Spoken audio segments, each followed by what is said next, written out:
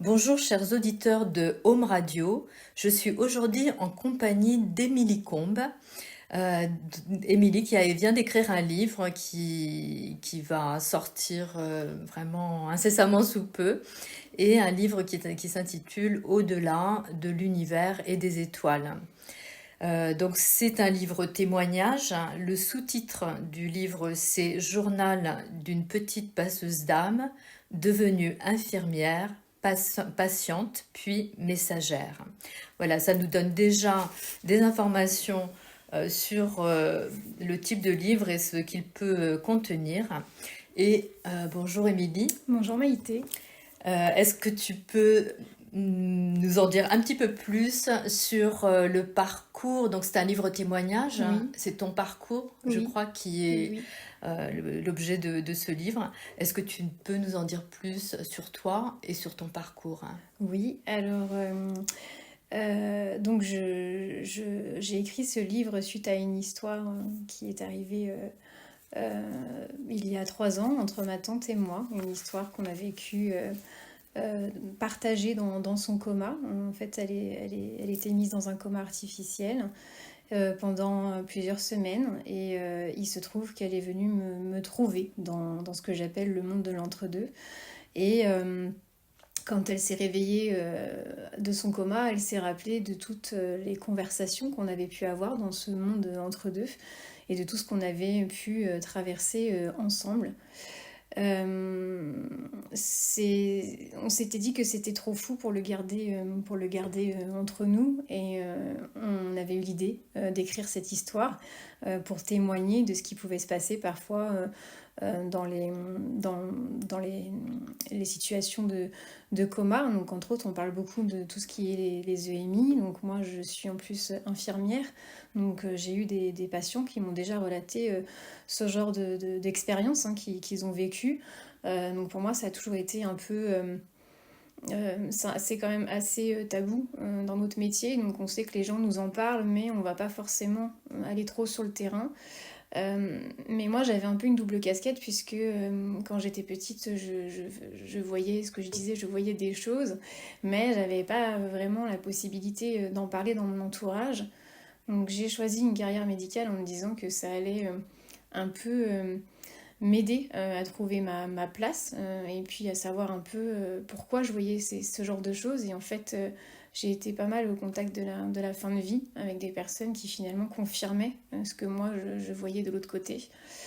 Euh, Donc tu as eu une formation très oui, scientifique, très oui, conventionnelle, oui, oui, voilà. oui, Et par contre, tu avais déjà, enfin, dès le départ, lorsque tu étais petite, tu avais quand même oui, quelque chose d'un petit peu particulier, oui, tout ou en à tout cas fait. Ouais, tu ouais, percevais c'est déjà ça. des... Oui, oui. Je suis née dans une famille vraiment athée. Enfin voilà, on parlait pas de ce genre de choses. Enfin, j'ai pas été, comment dire, on m'a pas parlé de toutes ces choses-là, pas du tout. Je les ai vécues du plus loin que je me rappelle, hein.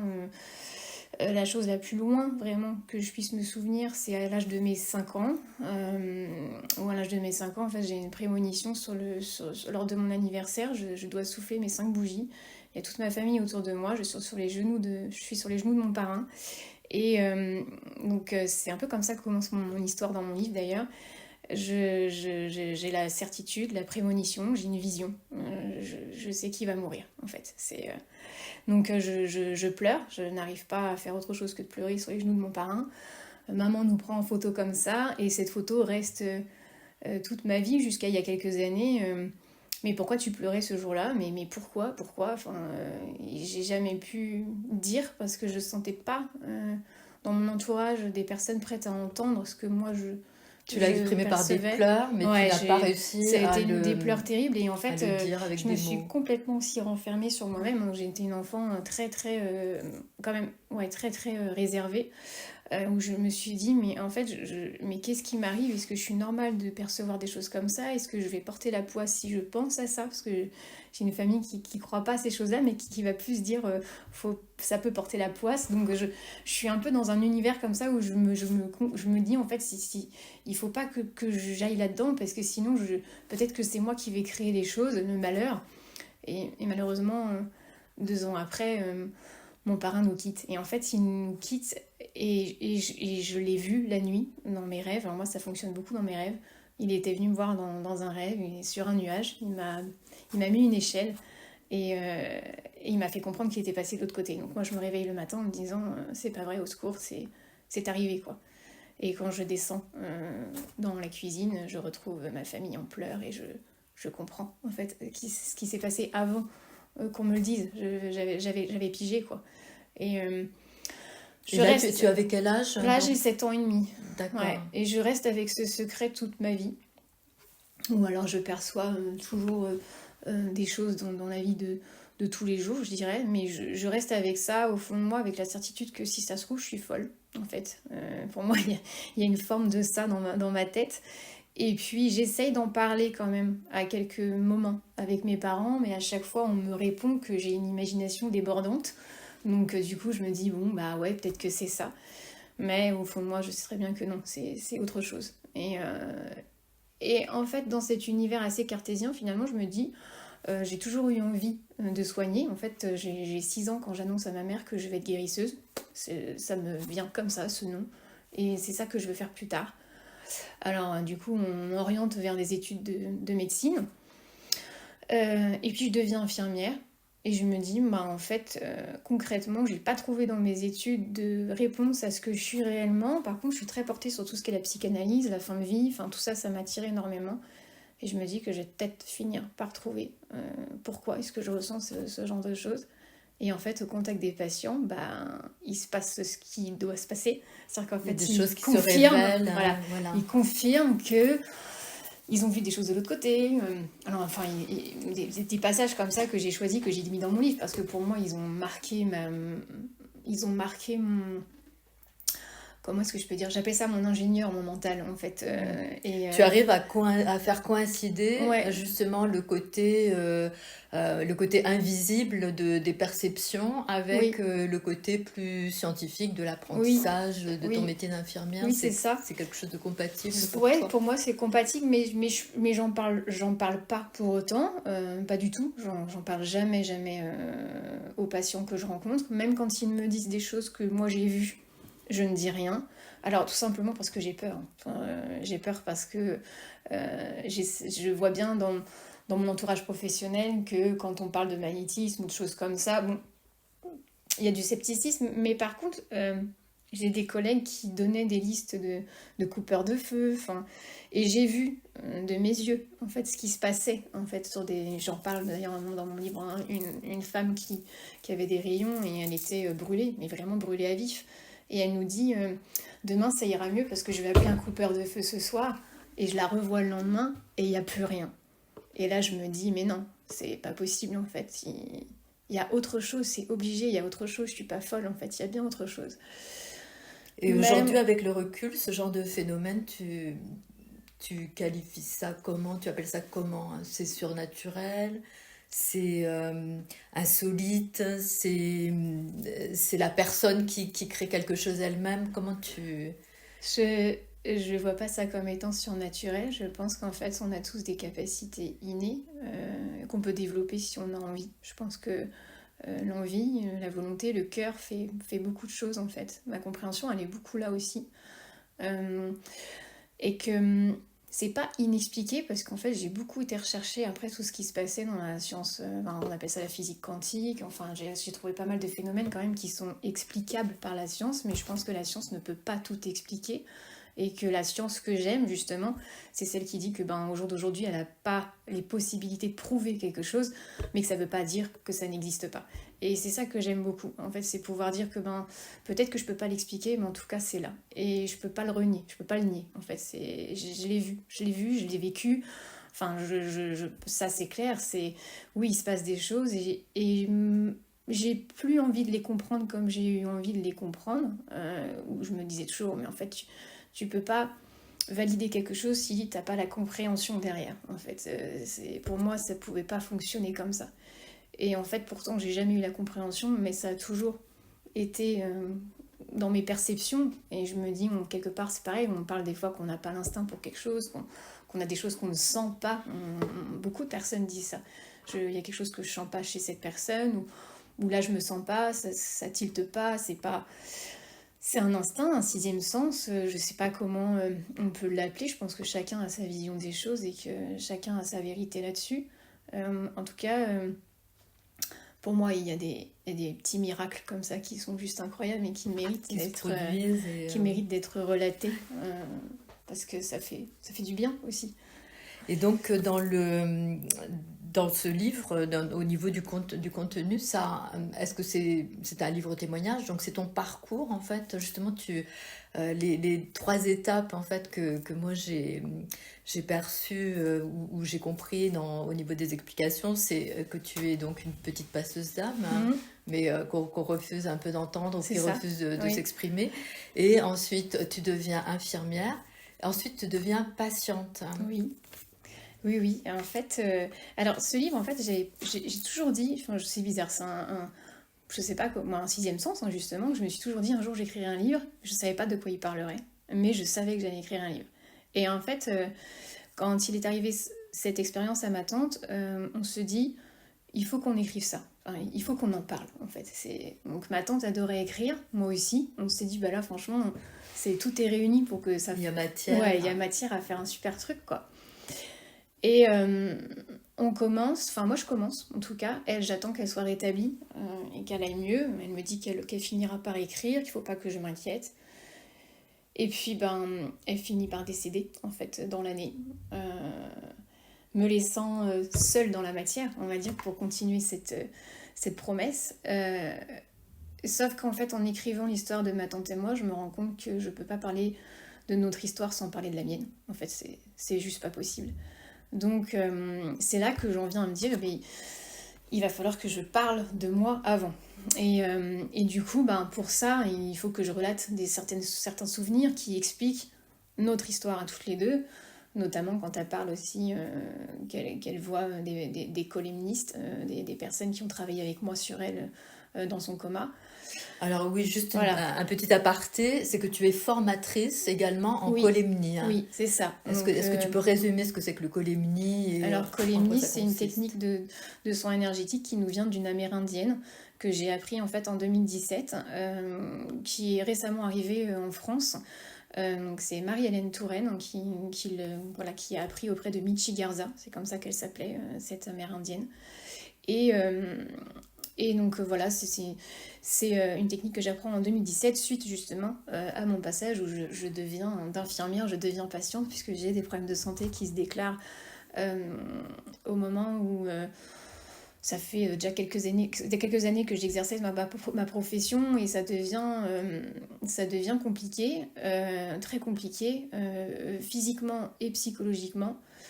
Et puis voilà, maintenant je le comprends bien, tout ce que je n'ai pas pu exprimer s'est imprimé dans mon corps et bien correctement. Et ça en 2017, plus rien ne va. Et mon meilleur ami à l'époque, qui s'appelait Christian, je l'appelle en lui disant écoute, ça ne va pas. Alors il est magnétiseur, je me dis je lui demande de m'aider parce que là franchement je peux plus. Les médicaments me rendaient j'étais un zombie quoi, hein. Et il me dit ça tombe bien, je viens de me faire former à une technique qui s'appelle colémie. Si tu veux, je t'en fais bénéficier, tu viens à la maison et je te fais ça. Et là moi ça a été un des plus beaux jours de ma vie. C'était l'avant, l'après. Je sais pas ce qui s'est passé, je me suis sentie transcendée. Tu vois, le mot transcender, je l'ai souvent entendu sans vraiment savoir mettre de définition sur ce mot. Et là, clairement, et j'adore aussi l'expression touchée par la grâce. Et en fait, je sors de là, clairement, j'ai l'impression d'avoir été touchée par la grâce, d'être transcendée, que plus rien, en fait, de grave peut arriver, enfin, que je suis aimée, que je suis en sécurité, que tout est juste, que tout est... Enfin, je suis, tu sais, un coup de foudre. Enfin, j'ai l'impression vraiment d'avoir été... Et ça, donc, c'est ton ami Christian qui te fait découvrir, enfin, il te fait un soin avec cette technique-là. Et du coup, pour toi, il y a quelque chose qui s'ouvre. Il y a quelque chose qui s'ouvre. Alors, déjà, depuis quelques années, il m'apprenait en quelque part le magnétisme à me servir de mes mains. Parce qu'en fait, moi, quand j'étais petite, je faisais des trucs avec mes mains. Je sentais qu'il y avait quelque chose dans les mains, qu'on avait la possibilité de s'en servir. Bon, alors moi je disais que je voulais apprendre la magie. Bon, bah, mes parents rigolaient en me disant que ça n'existait pas, que voilà, bon, bah, je serais peut-être médecin, Oui, il ou faut voilà. toujours choisir quelque Mais chose de qu'en tout sérieux en cas, matière de ça, profession. ça Mm. n'existait pas que dans les contes et les dessins animés. Mais, et en fait, Christian, je l'ai rencontré à l'âge de mes 15 ans, parce que j'étais musicienne, et en fait, il faisait de la musique lui aussi. On se rencontre à la même harmonie. Et là, c'est pareil, il y a quelque chose qui se passe et je comprends qu'en fait, quelque part, il va m'apporter des réponses que j'arrive pas à trouver dans mon entourage proche, en tout cas. Et voilà, donc il me fait connaître Colemni 2017. Là, je suis ouais, transcendée. Il me dit que je peux apprendre moi aussi, que c'est une technique que chacun peut apprendre. Hein. La philosophie de Colemni, déjà, c'est de commencer par soi, en fait. C'est pas d'aller vouloir faire du bien forcément à tout le monde. C'est déjà une technique de mieux-être pour soi-même. Et il me dit que moi, j'ai la possibilité, comme tout à chacun qui a envie d'apprendre, de pouvoir le faire.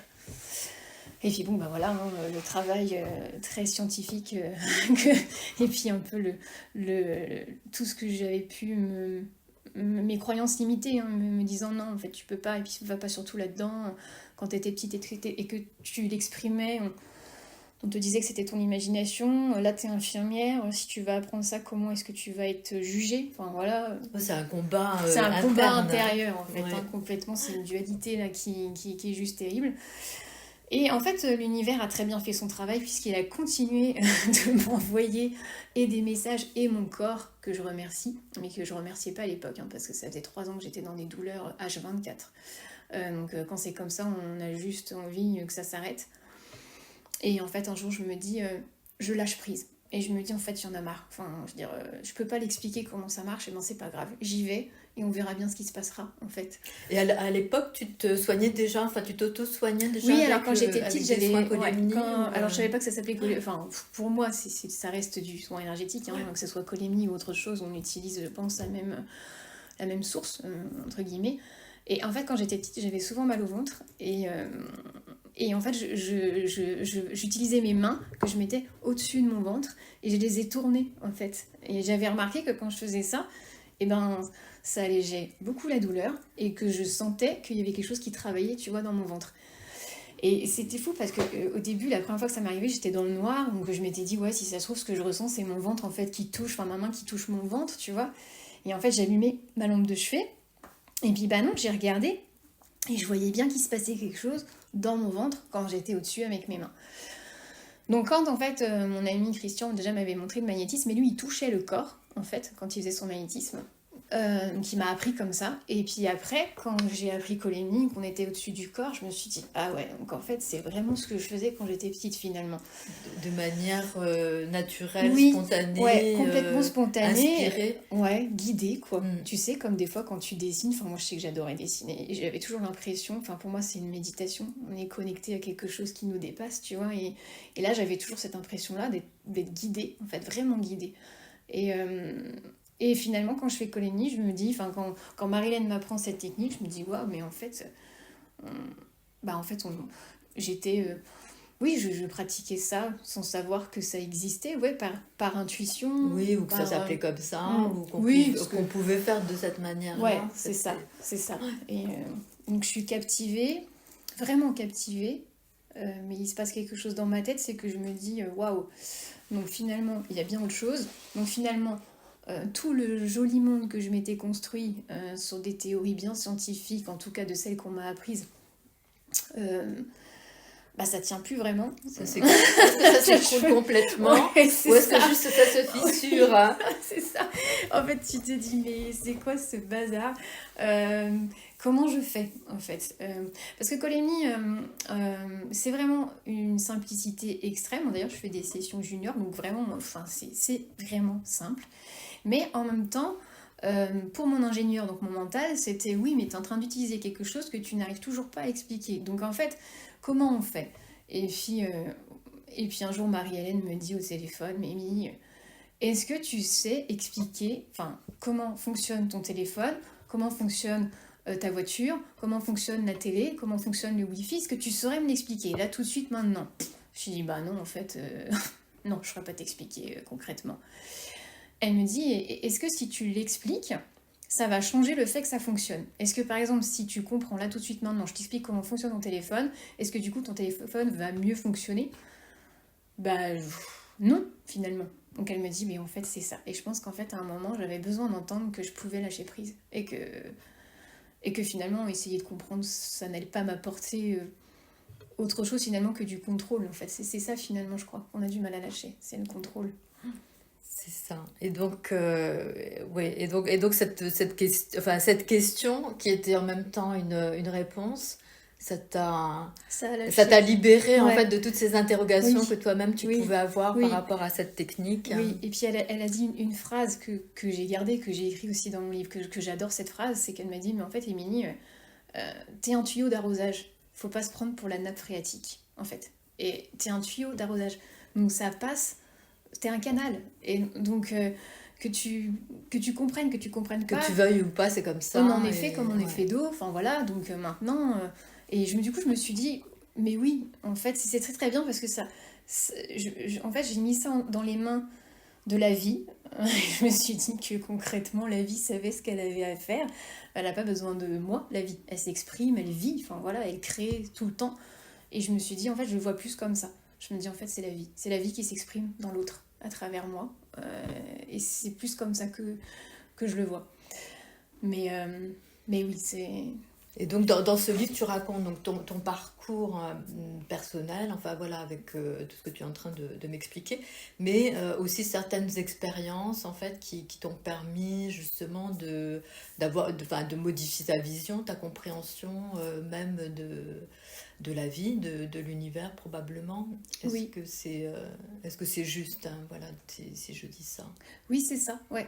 En fait, ce que je dis, c'est vraiment le témoignage d'une petite fille qui devient grande, qui devient adulte. Et c'est le témoignage, en fait, finalement, je pense, de beaucoup d'humains qui se posent beaucoup de questions sur la vie en général. Enfin, tous les enfants se posent les mêmes questions, je pense. Pourquoi on meurt? Qu'est-ce qu'il y a après la mort? Enfin, des questions auxquelles, finalement, on nous apporte pas vraiment de réponse et puis qu'on garde au fond de nous, je pense. Et la vie, elle nous met face à des épreuves. euh, Tout le temps, enfin voilà, c'est pas un long fleuve tranquille, comme disait ma tante, la vie c'est quelque chose qui est tout le temps en mouvement, et puis qui vient titiller en fait quand même ces blessures, et puis ces questions qui n'ont toujours pas de réponse en fait. Alors chacun, on va aller les chercher là où ça résonne, hein. Enfin voilà, hein, il n'y a pas de vérité, je pense, avec un grand V, je pense que la vérité elle est vraiment propre à chacun, c'est celle qui résonne avec notre cœur, mais vraiment. Et et à un moment, bah, moi dans ma vie, voilà, il y a plein de petits cailloux sur mon chemin qui font qu'à chaque fois, ça me ramène à ces questions.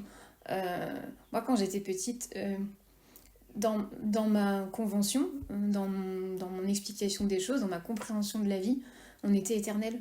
J'avais cette certitude que j'étais éternelle, que la mort c'était juste un passage comme la naissance. Et je me suis toujours posé la question si... on voit dans certaines cultures qu'ils n'ont pas la même vision de la mort, c'est pas une fin en soi, on va célébrer la mort comme on va célébrer une naissance. Je me suis toujours demandé si en fait, si on nous l'apprenait autrement, si on la vivait autrement étant petit, que comme quelque chose de terriblement triste, terriblement fatal. Enfin, comment est-ce qu'en fait on l'a, on l'a, on l'appréhenderait dans notre vie? Est-ce qu'on serait pas plus heureux ou je sais pas en fait. Ça m'a toujours posé question cette fin de vie, beaucoup plus que la naissance. J'ai toujours été attirée par ça, sans que ce soit morbide ou quoi, mais la fin de vie m'a toujours fascinée. Les patients en fin de vie m'ont toujours énormément touchée parce ils sont face à ces mêmes questions qu'ils avaient quand ils étaient petits. Finalement, ils ont pas... C'est comme une boucle, tu C'est une dirais? boucle, ouais. Et en fait, et puis on est dans une humanité qui est juste impressionnante parce que finalement, les questions, c'est mais qu'est-ce que j'ai fait de ma vie? Est-ce qu'il ne faudrait pas que je demande pardon? Le fils avec qui je suis fâchée depuis 15 ans, mais en fait, je m'en fous parce que maintenant que je pars, bah, j'ai des choses à dire. Euh, c'est comme si ça accélérait, tu sais, un processus. On sait tous qu'on va mourir un jour, enfin, c'est ça qui est fou, on le sait tous. Mais du jour où on va dire aux patients, bah là en fait concrètement il n'y a plus de... On ne sait plus quoi faire. Donc en fait là c'est la fin, c'est ce qu'on appelle nous la fin de vie. Alors ce terme il est assez bizarre parce que je pense que quelque part on peut tous être en fin de vie finalement. Mais Sans le savoir, tu Tu veux sais, dire? En ouais, fait, on là, sait là, il y a pas une sorte ce de que nous couperet, réserve demain. voilà, c'est ça, tu te dis, Mhm. bah, oh là là, mais mince, on est en train de me dire que, en gros, je suis foutue. Oui, sauf qu'en fait, on le sait pourtant depuis qu'on est né, on sait très bien qu'à un moment donné, on va y aller de l'autre côté. Et là, ça devient complètement concret, et j'ai été face à des patients qui ont terriblement, qui m'ont tellement, tellement touchée au fond de moi, où je me suis dit, mais il y a une telle humanité à ce moment-là, de vouloir rassembler ses proches, de vouloir faire passer un message, de vouloir pardonner, de vouloir s'excuser. Il y a tellement de choses en fait qui ressortent à ce moment-là que je me dis waouh, c'est dingue. Alors il y a déjà ça qui est très émouvant. Et puis après il y a les discours que j'ai eus du genre bah voilà, il y a papa qui vient me chercher au bout de mon lit. Bah là je vois mon frère qui est mort depuis 30 ans et il est là. Enfin, Ça, c'est des présences, en fait, ouais, des qui présences. viennent à Ah toi, ouais, des présences. Mm. Et du coup que les patients me disaient qu'ils ressentaient. Il y a beaucoup ça, enfin là moi j'ai fait de la gériatrie, donc gériatrie, beaucoup de personnes atteintes de démence. Et sur leur fin, il y avait comme un éclair de lucidité, tu vois, dans leur regard, et on voyait qu'ils percevaient des choses. euh, Accessibles ouais, pour eux, mais pas ouais, forcément pour ouais, ouais, l'entourage. ouais, Ouais. et qu'ils allaient dire, bah voilà, tiens, il y a papa qui est là. Et ça, c'est souvent que je l'ai entendu, tiens, maman, elle est là. Et en fait, dans l'heure qui suivait, ou dans les heures qui suivaient, ben, tu vois, bah, la personne partait, enfin voilà, se désincarnait, comme on peut dire. Et ça m'a toujours en fait, ça m'a toujours émue sans que je puisse en parler. Alors la seule personne à qui j'ai pu en parler, c'est mon mari, qui lui a une vision des choses qui a percuté avec la mienne, donc un peu comme mon ami Christian. Ça a été deux personnes très importantes dans ma vie et où je me suis dit, bah, je suis pas toute seule en fait à sentir qu'il y a autre chose, tu vois. Et puis la famille de mon mari était très ouverte à tout ça. Alors j'ai découvert un monde féminin qui tirait les cartes, qui faisait de l'écriture automatique, chose que je ne connaissais pas du tout, tu vois, dans ma Donc ton famille. mari t'a apporté ça aussi, Ouais. cette Et ouverture là, je me dis, waouh, si je suis folle, alors je suis pas toute seule finalement, tu vois, il y a vraiment... ah, finalement, ouais, je suis pas toute seule à percevoir qu'il y a autre chose. J'ai trouvé ça amusant, tu vois, déjà, assez drôle, assez cocasse, parce que je me suis dit, waouh, c'est... ouais, on parle pas de ça chez moi, hein. Et du coup, ça remet en question pas mal de choses jusqu'à voilà mon expérience après avec Olimi où là, ouais, là je me dis allez, c'est bon, Amy, lâche prise. Tu peux pas tout expliquer, c'est pas grave. Tu vibres, quoi, vibre. Expérimente ce que tu as au fond de toi et que tu sens depuis tant d'années et que tu ne t'autorises pas, en fait, à montrer. Et c'est ça qui change la donne jusqu'au jour où Marilyn me demande si je veux pas devenir formatrice du coup Colimi. Voilà. Et ça commence comme ça. Et donc, alors, est-ce que tu pourrais lire un passage de ton livre, hein, justement, voilà, qui nous éclaire un petit peu sur le contenu du livre et sur qui soit représentatif de ton histoire aussi, hein. Avec plaisir. Alors, du coup, là, c'est un passage de mon livre où je retrouve ma tata après qu'elle soit sortie de son coma. Donc, quand elle sort de son coma, elle explique à la famille qui est présente autour d'elle qu'elle a vu des choses dans son coma et qu'elle m'y a vu avec elle. Donc, quand on avait un endroit où on se retrouvait toutes les deux dans ce coma, c'était une plage. Et quand elle n'allait pas bien, par exemple, elle m'écrivait SOS sur la plage. Donc là, ma tante sort de son coma et donc je la rejoins, je vais la voir à l'hôpital ce jour-là. Et puis on va dehors toutes les deux et on a notre première discussion dans la matière suite à son retour devant nous. Alors, elle est là à mes côtés, nous prenons l'air dehors sur un banc. Je sais que ce jour sera gravé dans ma mémoire au moment où je le vis avec elle. Je sais au fond de moi que notre conversation, la première dans la matière depuis son coma, laissera des traces indélébiles en moi. Silencieuse, nous regardons devant nous. Bizarrement, une impression de déjà-vu s'impose à moi. Il ne manque plus que la mer. Le soleil nous éclaire si fort que j'en ai mal aux yeux. Et puis soudain, je sens mes cheveux qui bougent. Je tourne la tête vers la gauche et je comprends qu'elle a mis le bout de ses doigts dans ma chevelure. Je lui souris. Tes cheveux et tes yeux, je me rappelle de ça, tu sais. Je l'interroge du regard. Elle m'explique. Quand je te percevais dans mon coma, ce sont tes cheveux et tes yeux que je voyais, ma puce. Tes cheveux entremêlés avec ceux de Talia, donc ça c'est sa petite fille. Et vos yeux bleus comme l'océan, je m'en souviens tellement. Ça me fait tellement bizarre de te voir, et de les voir, et de te toucher en vrai. Pour moi, quand je te voyais, je lui réponds, c'était comme des fils dans un dédale blanc. Tu te souviens de tout, Tata? De tout, oui. Il y a un grand silence. On se regarde, et je sens mes larmes pointer, car quel mot utiliser après toute cette histoire incroyable? Par quoi commencer? Tu m'as trouvé finalement, lui dis-je en souriant. Oui, ma puce, je t'ai trouvé. Et heureusement, car ce n'était vraiment pas drôle, tu sais.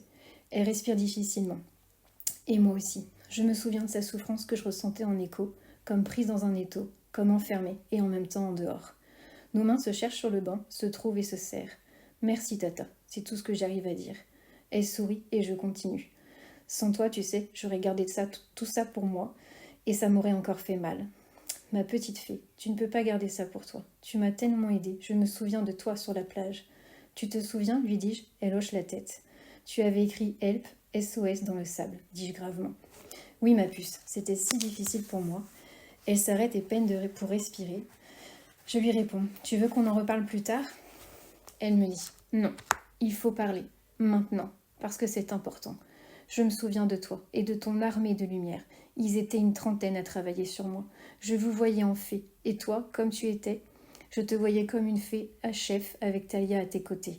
Je mets du temps à assimiler ce qu'elle me dit. Je sors mon téléphone de ma poche et je regarde mes groupes WhatsApp. Au total, 32 columnistes ont travaillé sur elle. Je suis stupéfaite qu'elle se souvienne de ça. Je l'écoute me raconter la suite. Je t'entendais leur parler, je te voyais leur écrire et dire quoi faire. Parfois, ils étaient plusieurs en même temps à m'envoyer la lumière. Tu sais, il y avait un fil qui sortait d'ici et il le branchait à moi. Alors je voyais la lumière en sortir et venir jusqu'à moi. Je suis bouche bée. Tata, c'est exactement comme ça qu'on fait avec Colémie. Elle sourit. Merci Voilà. Émilie pour ce bel extrait de ton livre. Alors pour ceux qui sont intéressés justement pour en savoir davantage, pour acheter le livre, comment ils peuvent procéder pour commander le livre? Alors, ils peuvent le trouver en fait en allant sur Cultura, sur la Fnac, sur Amazon, sur BOD, Book on Demand. Et ils tapent voilà, Au-delà de l'univers et des étoiles. Au-delà de l'univers et des étoiles. Euh, Alors le sous-titre, si tu veux bien le rappeler. Journal d'une petite passeuse d'âme, devenue infirmière, patiente, puis messagère. Ils me trouveront par contre sous le nom Émilie Pelletier, qui est mon nom de jeune fille. Puisque... Donc Émilie Pelletier, voilà. Au-delà de l'univers et des étoiles. C'est ça. Très bien, ben, merci beaucoup. Est-ce que s'il y a des personnes qui souhaitent te contacter, comment peuvent-elles prendre contact avec toi? Eh ben, elles peuvent me trouver sur mon site, alors en tapant déjà Émilie Combe, à Ozoir-sur-Loire. D'accord, Émilie Combe, donc C-O-M-B-E, à Ozoir-sur-Loire. C'est ça, j'ai mon site internet et elles me trouveront comme ça facilement. Très bien. Eh bien, merci beaucoup, Émilie, merci à toi, pour toutes ces belles choses, ces belles remarques que tu nous as apportées aujourd'hui. Et puis, pour en savoir davantage sur toute ton expérience et toutes ces choses que tu as révélées, eh bien, je renvoie les auditeurs de Home Radio vers la lecture de ton livre. Merci infiniment. Merci à toi. Merci. Au revoir.